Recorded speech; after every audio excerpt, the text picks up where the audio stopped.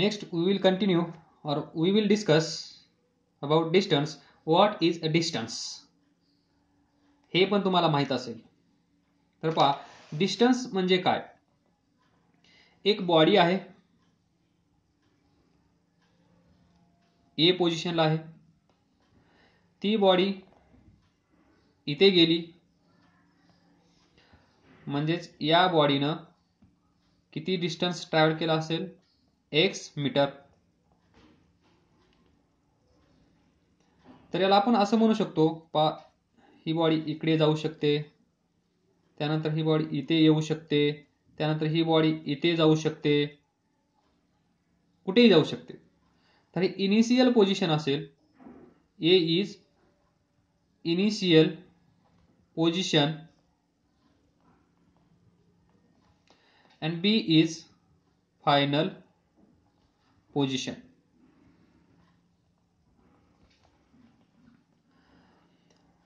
म्हणजेच what is distance? See, distance traveled by body. ही जी बॉडी आहे या बॉडीने किती डिस्टन्स कव्हर केला असेल ते म्हणजे distance travelled by body. The distance traveled by body is actual length of path covered. AB path AB is distance traveled by this body. He body इथून इथे आली म्हणजे ही जी लेंथ असेल ही लेंथ म्हणजेच distance. Path AB is equal to distance or length AB is equal to distance. इथे आला C, AC length AC is distance traveled by this body.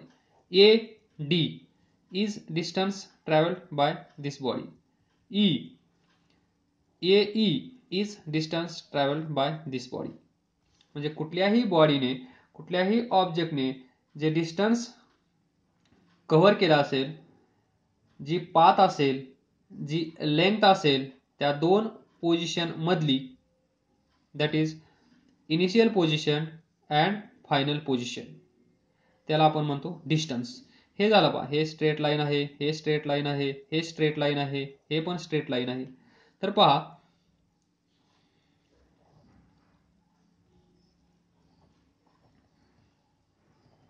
हे तुम्ही आहात, तुम्ही इथून इथे गेला, पोझिशन ए, पोझिशन बी, त्यानंतर तुम्ही इथून इथे गेलात सी, त्यानंतर तुम्ही इथे आलात डी, त्यानंतर तुम्ही इथे गेलात ई, त्यानंतर तुम्ही इथे आलात एफ. तर पहा, what is distance travelled by you.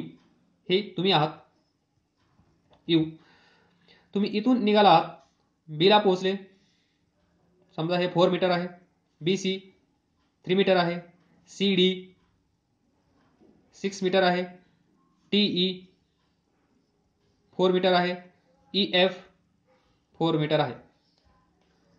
तर what is distance travelled by this boy finally. मग what is distance? Distance traveled by body is the actual length of path covered by moving body, here boy, irrespective of direction in which the body travels. हा इकडे गेला म्हणजे त्याची direction ही असेल, नंतर या direction मध्ये गेला, त्यानंतर या डायरेक्शन मध्ये गेला, त्यानंतर या डायरेक्शन मध्ये गेला, त्यानंतर या डायरेक्शन मध्ये गेला. म्हणजे ज्यावेळेस आपण डिस्टन्स कॅल्क्युलेट करत असतो, डिस्टन्स फाइंड करत असतो, त्यावेळेस डायरेक्शन वर ते डिपेंड नसेल.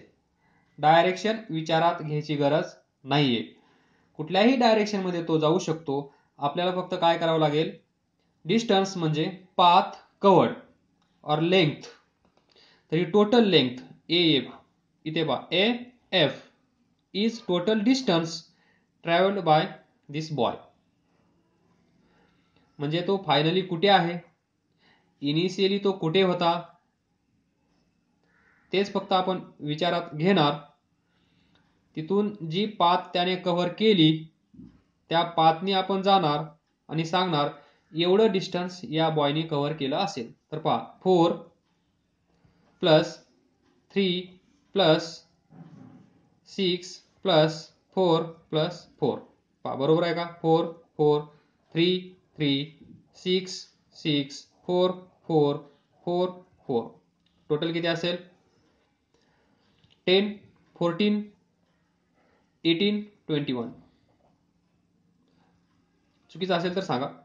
21 मीटर म्हणजे total distance travelled by this boy is 21 metre. तर आय होप समजलं असेल what is distance. Distance travelled by body is actual length. एवढं लक्षात ठेवा, actual length or path covered by body, object or by you. जो कोण असेल तो ज्या रस्त्याने गेला तो रस्ता किती मीटरचा आहे इथे पोहोचण्यासाठी तेवढंच डिस्टन्स त्याने कव्हर केला असेल आणि त्यालाच आपण म्हणतो डिस्टन्स ट्रॅव्हल्ड बाय बॉडी. कारण हा वर्ड तुम्हाला सतत सतत भेटणार आहे. Distance travelled by body. हे परत परत तुम्ही न्यूमेरिकल सॉल्व करत असताना असंच पाहणार आहात. तर त्याचा अर्थ काय असेल? Total distance, total path covered between initial and final position. म्हणजे तो कसाही जाऊ शकतो, डायरेक्शनवर ते डिपेंड नाहीये. That is what distance. तर पहा वन मोर एक्झाम्पल. इथून इथे गेला, त्यानंतर तो इथे आला, हे असेल 5 किलोमीटर, हे असेल 3 किलोमीटर, हे असेल 4 किलोमीटर. तुम्हाला माहित आहे पायथागोरस थेरम 90 डिग्री. तर पहा याला म्हणा इनिशियल पोझिशन, इनिशियली. त्यानंतर तो इथे आला, फायनल पोझिशन, इनिशियल पोझिशन. तो असा गेला आहे, त्यानंतर तो असा इथे आला आहे. तर what is distance travelled by this person or boy or body or object? This path, this length 5 kilometer, then this 3 kilometer, that is 8 kilometer is a distance traveled by this person or boy or body or object. This is what distance. Next term, displacement. Next, displacement.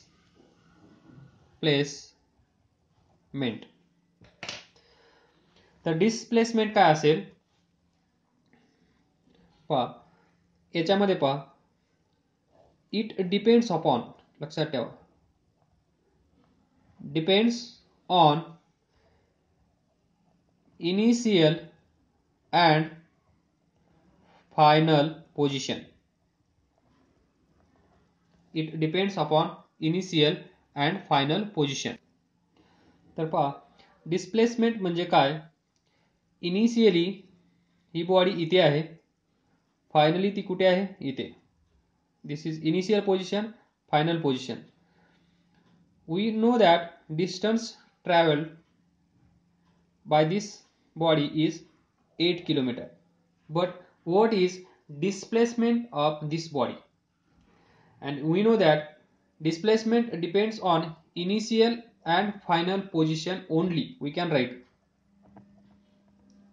only and only its initial position and final position will give us displacement.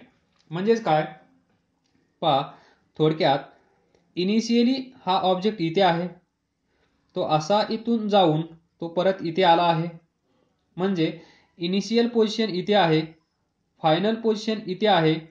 तर हे काय असेल पहा, displacement.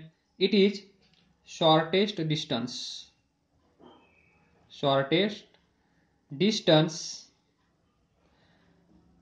Between initial and final position.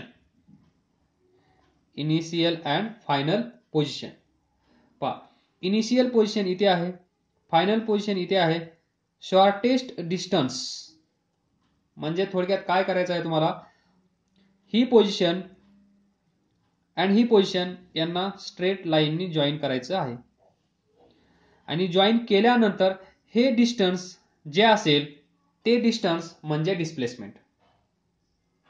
That is shortest distance between initial position and final position is our displacement.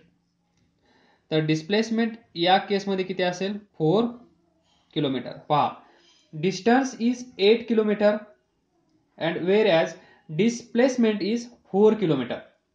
There is difference between distance and displacement.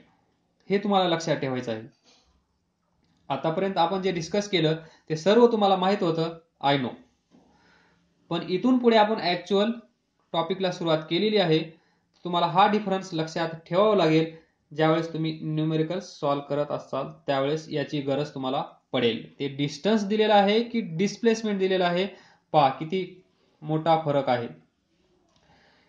He body इथून जाऊन इथे आली तर त्या बॉडीने जेवढी पाथ कव्हर केली, जेवढी लेंथ कव्हर केली, ते डिस्टन्स म्हणजे नॉर्मल जे आपण बोलतो ते डिस्टन्स.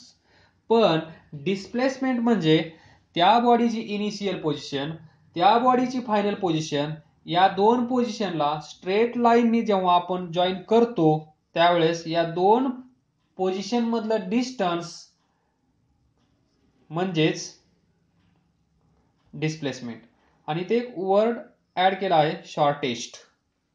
कमीत कमी distance between initial and final position. तर पहा, we will take one example to show difference between distance and displacement. हे एक्झाम्पल एक झालं.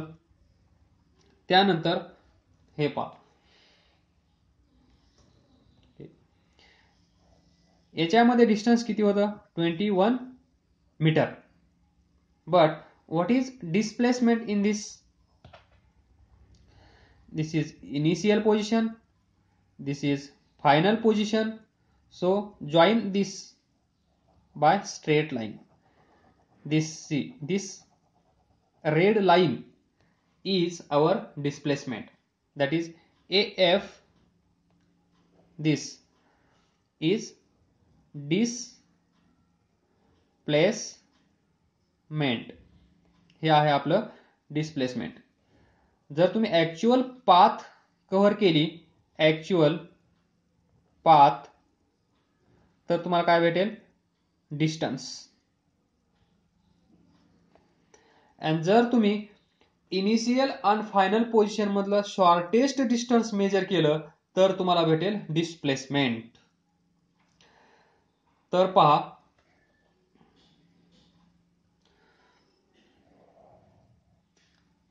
तुम्ही इथे उभे आहात असं इमॅजिन करा. तुम्ही इथून सुरुवात केली, हे काय आहे, सर्कल. मग सर्कलला काय असतो, सर्कम्फरन्स.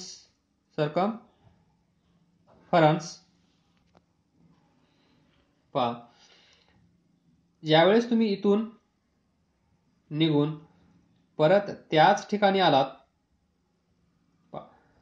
पोझिशन ए, तुम्ही ए पोझिशन पासून निघाले आहात या डायरेक्शन मध्ये, आणि परत तुम्ही त्याच पोझिशनला आलात, म्हणजे initial position and final position कशी आहे, same. Initial position and final position is same. जिथून तुम्ही निघाला आहात त्याच ठिकाणी तुम्ही परत आला आहात. तर या केसमध्ये तुम्ही सांगा डिस्टन्स काय असेल अँड डिस्प्लेसमेंट काय असेल. तर distance is actual path covered. Distance is actual path covered.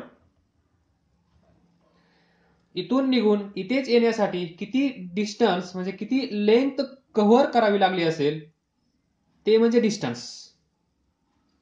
तर किती असेल मग, एवढी लेंथ आपल्याला इथे येण्यासाठी कव्हर करावी लागली आहे. आणि ती लेंथ म्हणजे इथे काय आहे, या सर्क्युलर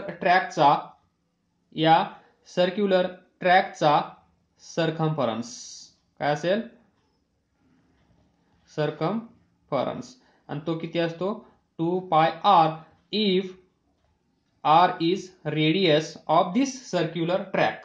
हा जो सर्क्युलर ट्रॅक आहे या सर्क्युलर ट्रॅकची रेडियस जर r असेल तर सर्कम्फरन्स किती असेल 2πr. किती असेल 2πr. तर ऍक्च्युअल लेंथ आपल्याला इथून इथे येण्यासाठी किती कव्हर करावी लागत असेल तर ती असेल 2πr. म्हणजेच डिस्टन्स किती असेल 2πr या केसमध्ये.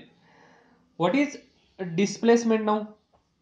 पहा, displacement is shortest distance between initial and final position. तर याच्यामध्ये initial position and final position या दोन्ही पोझिशन एकाच पॉइंटला आहेत. म्हणजे ही पोझिशन इनिशियल तर फायनल पोझिशन पण तिथेच आहे. तर काय करा तुम्ही, initial position and final position यांना असं जॉईन करण्याचा प्रयत्न करा. काय होईल, दोन्ही पॉइंट ओव्हरलॅप झालेले आहेत, दोन्ही पॉइंट एकाच ठिकाणी आहेत, तर त्यांना जोडणं पॉसिबल नाहीये, ते ऑलरेडी जोडले गेलेले आहेत. तर what is distance between initial and final position here? See, what is distance between initial and final position here? 0. कारण दोन्ही पॉइंट एकाच ठिकाणी आहेत, तर त्या दोन पॉइंट मधलं डिस्टन्स किती असेल 0. म्हणजेच displacement in this case is 0. जिथून तुम्ही निघाला आहात त्याच ठिकाणी तुम्ही आलात, म्हणजेच initial position and final position same असेल तर डिस्प्लेसमेंट काय असेल 0. बट डिस्टन्स काहीतरी असेल, डिस्टन्स 0 नसेल. डिस्टन्स म्हणजे ऍक्च्युअल पाथ कव्हर्ड. लक्षात ठेवा, distance is what actual path covered by body. and displacement, it is shortest distance between 2 points, that is initial and final. We can say initial position and final position. Distance between initial position and final position is displacement. म्हणून हा boy इथून निघाला आणि परत त्याच ठिकाणी आला आणि त्या दोघांमधलं शॉर्टेस्ट डिस्टन्स किती असेल 0. म्हणजे लक्षात ठेवा, आजपासून जिथून तुम्ही निघाला आहात त्याच ठिकाणी तुम्ही परत आलात तर त्याचा अर्थ काय असेल, डिस्प्लेसमेंट 0 असेल पण डिस्टन्स 0 नसेल. डिस्टन्स म्हणजे जाऊन येण्यासाठी किती लेंथ कव्हर करावी लागली, किती लेंथ आपण कव्हर केली, किती पाथ कव्हर केली, ते म्हणजे डिस्टन्स. आणि डिस्प्लेसमेंट म्हणजे जिथून आपण निघालो आणि फायनली कुठेतरी आपण पोहोचलो असाल त्याला फक्त डायरेक्ट स्ट्रेट लाईननी जॉईन करायचं. इथे पहा, एवढी पाथ ऍक्च्युअली कव्हर करावी लागली होती, पण डिस्प्लेसमेंट कॅल्क्युलेट करत असताना आपण या कुठल्याच गोष्टीचा विचार केला नाही. आपण फक्त आणि फक्त घेतलं distance between initial and final position to calculate displacement. Last but not least, हे distance and displacement are physical quantities. आणि फिजिकल क्वांटिटी दोन असतात, एक असते स्केलार आणि दुसरी असते वेक्टर. वेक्टर म्हणजे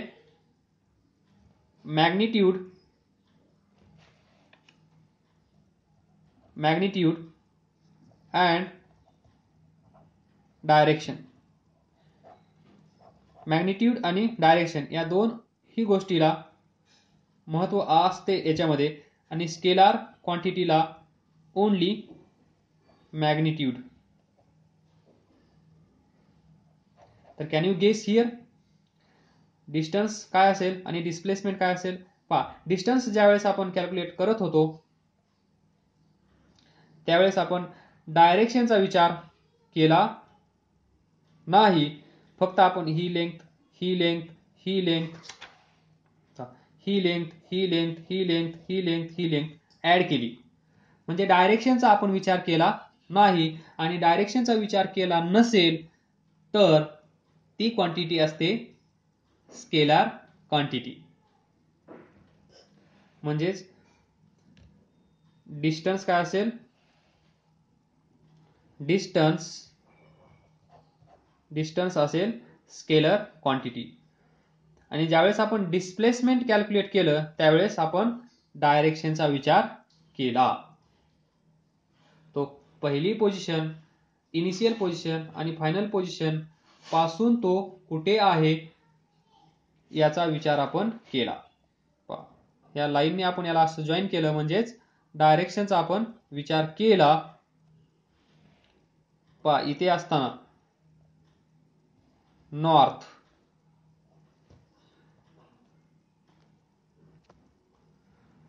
तो नॉर्थच्या या साईडला आहे,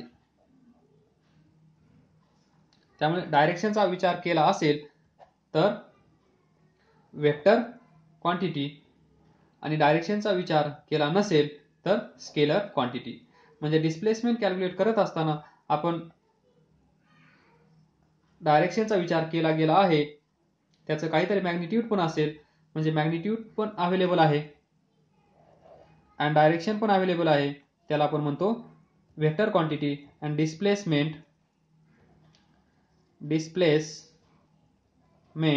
इज वेक्टर क्वांटिटी. हे लक्षात ठेवा.